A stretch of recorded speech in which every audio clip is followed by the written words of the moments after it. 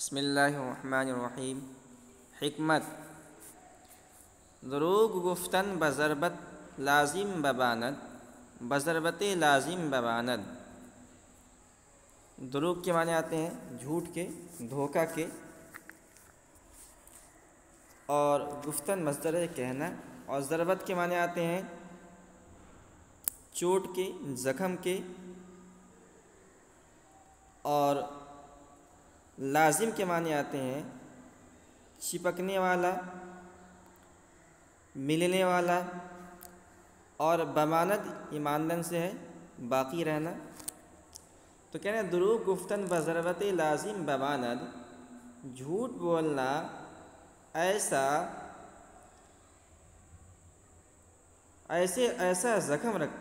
کاری زخم لگاتا ہے۔ دروغ گفتن جھوٹ بولنا بضربت لازم بماند ایسا کاری زخم لگاتا ہے، ایسا کاری چوٹ لگاتا ہے، یعنی باقی رہنا، چپکنے والا، گہرا کہہ سکتے ہیں، ایسا گہرا زخم لگاتا ہے، بماند چھوڑتا ہے کہ اگر نیز جراحت درست شود، کہ اگر زخم بھر بھی جائے، زخم اچھا بھی ہو جائے، نشا بماند تو اس کا نشان باقی رہ جاتا ہے۔ تو اگر آدمی زخمی ہو جائے، آدمی کے ہاتھ میں یا پیر میں زخم لگ جائے مثال کے طور پر، تو اس کی دو شکلیں ہو جائیں، ایک تو ہلکا پھلکا زخم لگا اور ہفتہ 10 دن کے اندر ٹھیک ہو گئے، لیکن کچھ زخم جو ہے بہت زیادہ گہرے ہوتے ہیں۔ مثال کے طور پر کسی نے تلوار سے کسی کے پیر کے اندر چبھو دیا، تلوار بالکل گھسا دیا اور گہرا زخم ہو گیا، تو وہ زخم ٹھیک ہو جائے گا لیکن اس زخم کا نشان باقی رہتا ہے۔ تو کہہ رہے ہیں کہ آدمی اگر کوئی غلط کام کرے تو اس کا تو اثر پڑتا ہی، لیکن جھوٹ جب آدمی بولتا ہے تو اس کا اتنا گہرا اثر پڑتا ہے کہ اگر بعد میں آدمی کو اس جھوٹے پر اس جھوٹ کا احساس ہو جائے کہ جھوٹ بولا تھا اس نے، لیکن وہ احساس آدمی کا ختم نہیں ہوتا ہے، اس سے جو چوٹ پہنچتا ہے جھوٹ بولنے کی وجہ سے، وہ چوٹ جو ہے جلدی ختم نہیں ہوتا ہے، باقی رہتا ہے۔ اب مثال دے رہے ہیں، نبینی کے برادران یوسف علیہ السلام بدروغے کے موسوم شدند، کیا تم نہیں دیکھتے کہ یوسف علیہ السلام کے بھائی اس جھوٹ کے ساتھ جس کے ساتھ وہ موسوم ہوئے، براست گفتن عیشا اعتماد نماند، پھر ان کے سچ کہنے پر بھروسہ نہ رہا۔ قال بل سولت لکم انفسکم امرا، حضرت یعقوب علیہ السلام نے کہا تھا کہ بلکہ تمہارے نفسوں نے ایک جھوٹ گھڑا ہے۔ تو پورا واقعہ ہم اس کو سمجھتے ہیں۔ جب حضرت یوسف علیہ السلام کے بھائیوں نے دیکھا کہ حضرت یعقوب علیہ السلام حضرت یوسف علیہ السلام کو زیادہ مانتے ہیں، ان سے زیادہ محبت کرتے ہیں، تو ان کو حسد ہوا، دل میں ایک چوٹ لگی، اور انہوں نے مشورہ کیا اور کہا کہ ان کو کسی نے مشورہ دیا کہ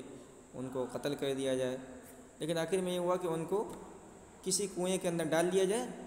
اور جب وہ کنویں کے اندر ہم ڈال کے چلے آئیں گے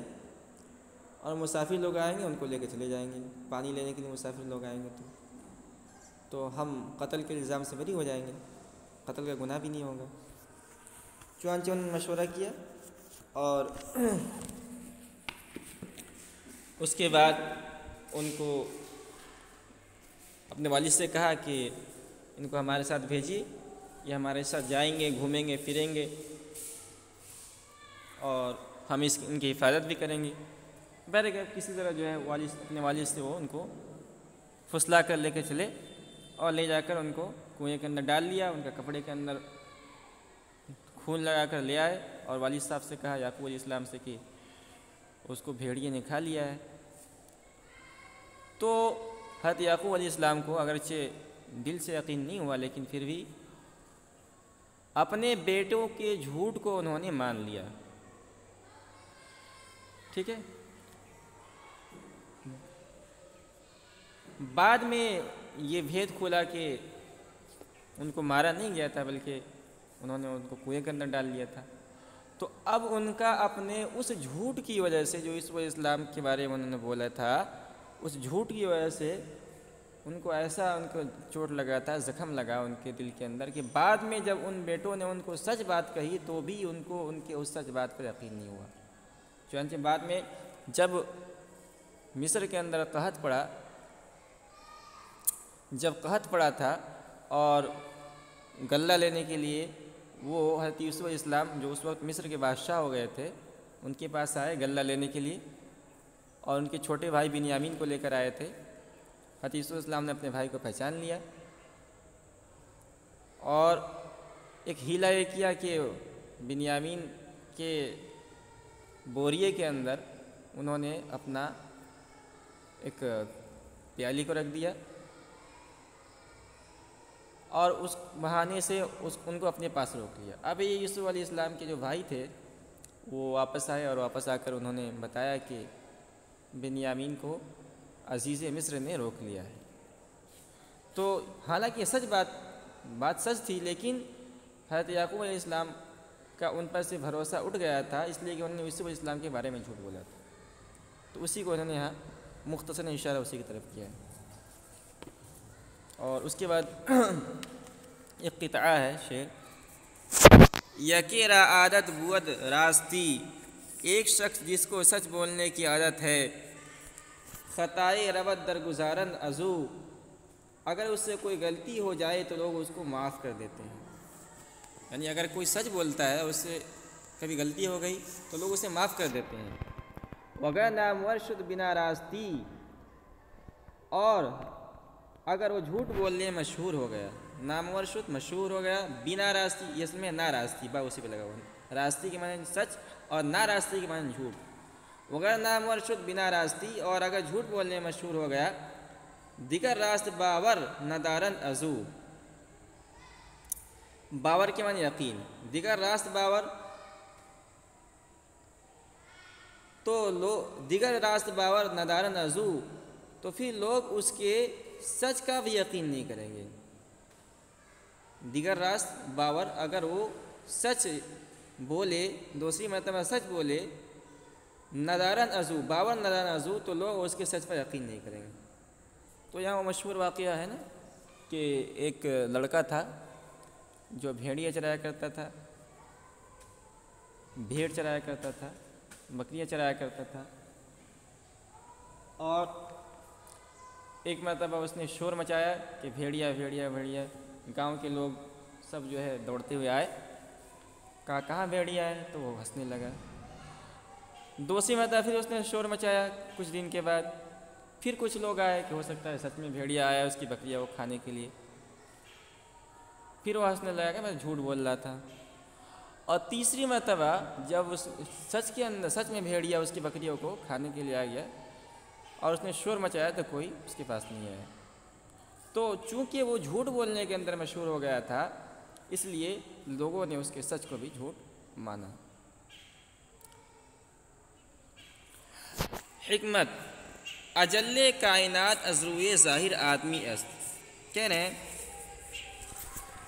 کہ ظاہر کے اعتبار سے، از روئے ظاہر کے اعتبار سے اجل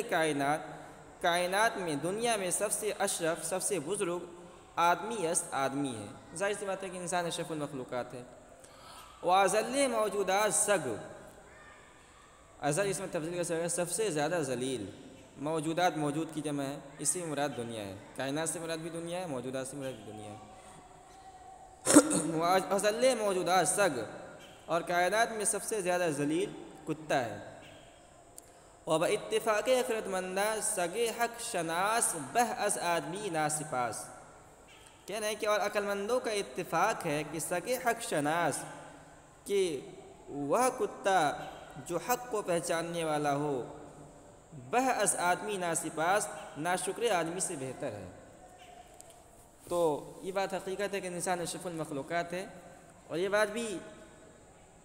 مسلم ہے کہ کتا یہ دنیا کے اندر سب سے ذلیل اور خسیس ترین انسان ہے۔ حدیث کے اندر بھی اس کی مذمت آئی ہے، اور اس کی خساست کی سب سے بڑی دلیل یہ ہے کہ وہ قے کر کے خود اس قے کو کھاتا ہے۔ لیکن کہہ رہے ہیں کہ کتے کے اندر ایک اچھی صفت بھی ہے نا، کہ وہ اپنے مالک کو پہچانتا ہے، وہ حق کو پہچانتا ہے، احسان کو جانتا ہے، ناشکری نہیں ہو اس کے اندر، تو وہ کتا جو حق کو پہچاننے والا ہو، جس کے اندر شکر ہو، وہ اس آدمی سے بہتر ہے